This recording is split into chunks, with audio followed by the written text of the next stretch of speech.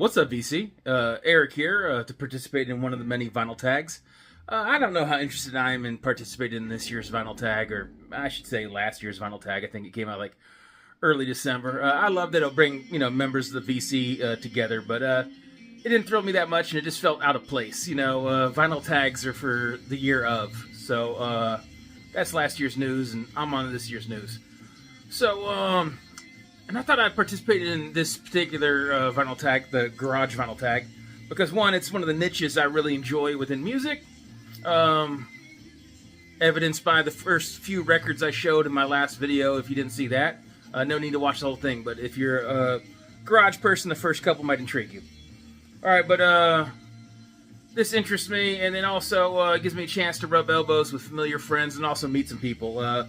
Blockhead came up with these questions, and I wasn't familiar with this channel. I've been out of the VC loop, so it gave me a chance to make friends with some new people.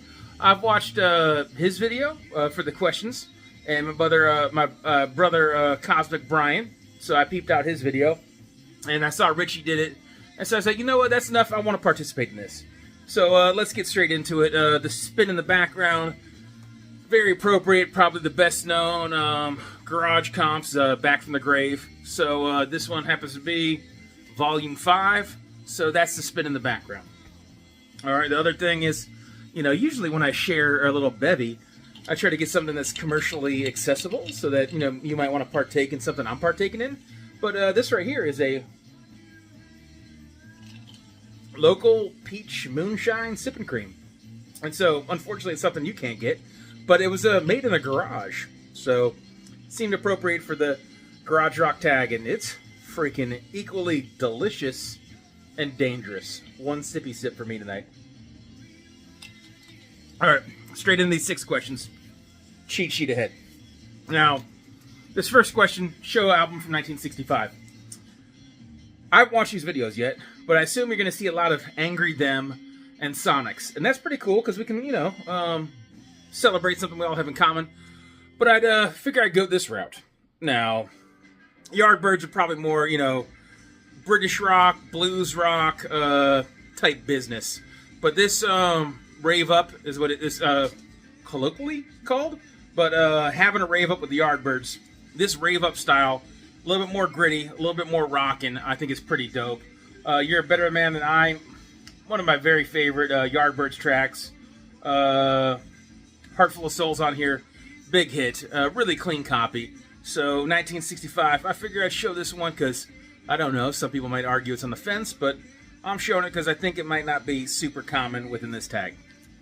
Alright, also going in the not common route. Question number 2 is a garage revival album. Now, obviously, a lot of people are going to show 80s garage revival. Personally, I don't own a lot of that. I'm keen on it. I just don't happen to own a lot of it. So, that gave me an opportunity to show some of this like post-2000s garage revival. I'll start off with Ty Segall, one of the best in the game, a bunch of releases. I believe this is his second Lemons. The earlier stuff is the more garagey stuff, and so I figured I'd show that in contemporary garage rock revival. And then I'll segue that into OCs, or one of the many renditions of OCs and how it's spelled. I want to say this is the first album of one of its various spellings. This is the first to kick off spelling number 5 or whatever it is. But this is Orc, and I transitioned off the previous album because that album was Ty Segall, and if I'm not mistaken, Ty Segall co-produced this, so I figured that's a sequitur to show one thing. Alright, on to the next. A garage rock comp. Now, I already showed Back from the Grave, and a lot of people are going to show Pebbles. Here's a quick glance at one. So I'm going to bypass on those and go a different route, because, chicks rock. So, Girls in the Garage. Comp. This one being Volume 4. I like that the back here, if you see it, each band gets its own write-up. So, bands like The Cake and Minnie and the Kneebones and the Surfer Girls and the Daughters of Eve, the Rums and Coke. So, pretty cool stuff here. This is the only copy I've ever seen in the wild of any volume. So it's the only one I own. But if you dig girl rock, and I think you should, keep your eyes peeled for this. I think this is pretty dope. All right. Next thing, show Garage Rock 45. Oh, honestly, I didn't mention this at the beginning of the video. One of the reasons why I said, you know, I'll do this is the last video I knew I was going to go long with my best finds. So I just kind of like straight bypassed showing 45s, and a couple friends in the vinyl community said, man, I wish you'd show some 45s. So this gave me a chance. All right, so just absolute staples within garage rock. Talk music machine. The Trogs, Wild Thing. B-side with A Girl Like You on the Fontana label. Standells, absolute must. Dirty Water. This one is garage adjacent. If you look this up, I guess it's just because anytime you have black musicians, it's going to be called like soul or funk. So I guess it has a little bit of that like hard soul funk rock, but it's kind of like gritty and raw. But that used to be a Tiger in particular. The vocals on this are a little bit like raspier and I don't want to say bratty, but or aggressive, but just a little bit of that grit rock garage vibe to it. And the fun fact about this, the reason I've shown this, pre one-hit wonder fame as a solo artist, Eddie Grant, Electric Avenue, that's his band. All right, what else here? Absolute staples. Here's a promo copy on Team of Shadows of Night, Shake. The B-side is From Way Out to Way Under. And then, won't mismatch outer sleeve, but whoever paired this together matches nicely. On the Dunwich label, Shadows of Night, Light Bulb Blues, and Oh Yeah. And then, contemporary here, because it's just an excuse, honestly, to show Ty Segall, Fanny Dog. If you don't, not just the music, I mean, I dig the 7-inch, it's the reason I own it. But, man, I like a adorable wiener dog. So, Fanny Dog is Ty Segall's wiener dog. Maybe excuse to edit, insert photo here, cliche wiener dog. All right, and then the last thing here. Now this is going to be garage adjacent. It's just an excuse to show something that's pretty dope. There's this label called Jaw, Jaw, Just Add Water, and some of it's garage-esque, some of it's psychedelia, but more so a lot of like international glam rock, 70s hard rock. Really dope stuff, but kind of like it's an archival label of super obscure stuff. Most bands that don't even have enough material to even fill an album, so it's just 45s. And some of these are like, you know, The Boys Blue right here, which is like 2 tracks by that band. I think this one's the most garage rocky, so I'm showing it. And the other one's not so much. But like this one right here, Dumbo, The Devils, and We Don't Care. And then this one right here, even with Snooty and then Crazy label. This one right here, the B-side is an unknown artist. I think it's from like Australia, 1974 mystery band. But Just Add Water. It's some dope stuff. If you're a deep diver and 45 collector, you might want to check out this label. It's just a top tip. You know, it's enough to sneak into this garage rock business. All right. So there goes the coaster. No edits on that. Live garage rock album. All right. To stay on that theme of contemporary garage rock, the White Stripes, one of the rawest, most powerful sounding 2-piece. Just awesome energy, killer stuff.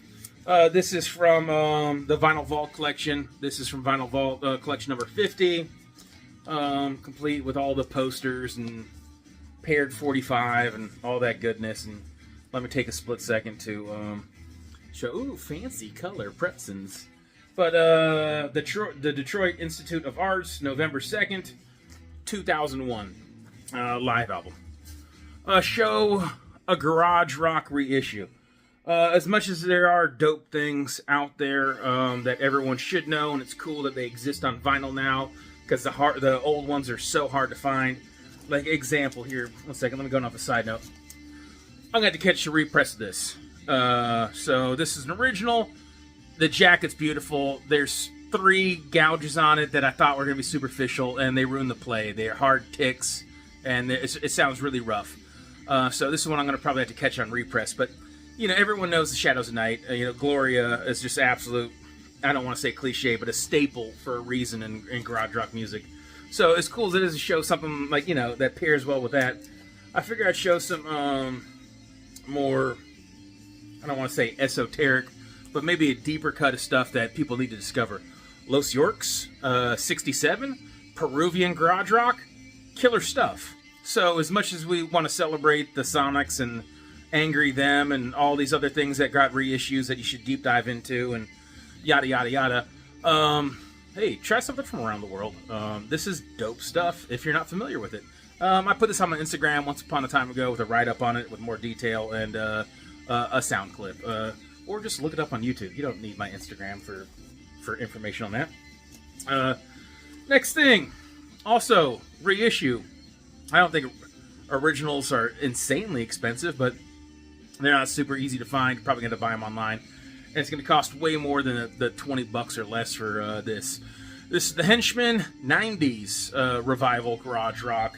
Really raw with a... not all of the Henchmen had Jack White in the band, but this album does. I should say, not this album, but this... Yeah, this is extended LP? Whatever. The Henchmen, dope stuff. Contemporary garage rock, or I don't know. 90s isn't really contemporary anymore. I guess the days are going by. More modern garage rock. Peep it out, cool stuff. Represses are available. And then, that's it. I ran through these. It was just 6 questions. I don't want to go too long here. I'm talking super fast. But one thing I thought was pretty cool here is that Blockhead said, hey, if you don't have anything to show or if you can't do one of these questions, just make up a question. And so in the spirit of that, I'm going to throw a curveball and just create one more question to finish this off with. And that would be to show a garage bootleg.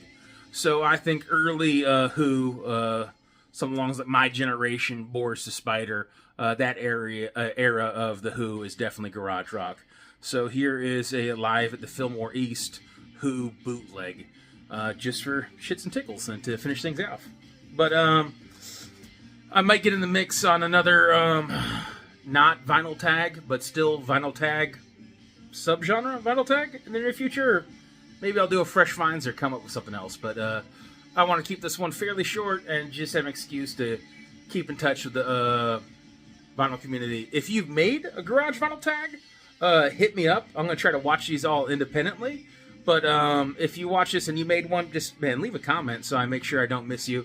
And I'd like to make a new friend or two in the vinyl community. So, anyways, y'all take care. Rock on. All that jazz. Hang 10. Peace.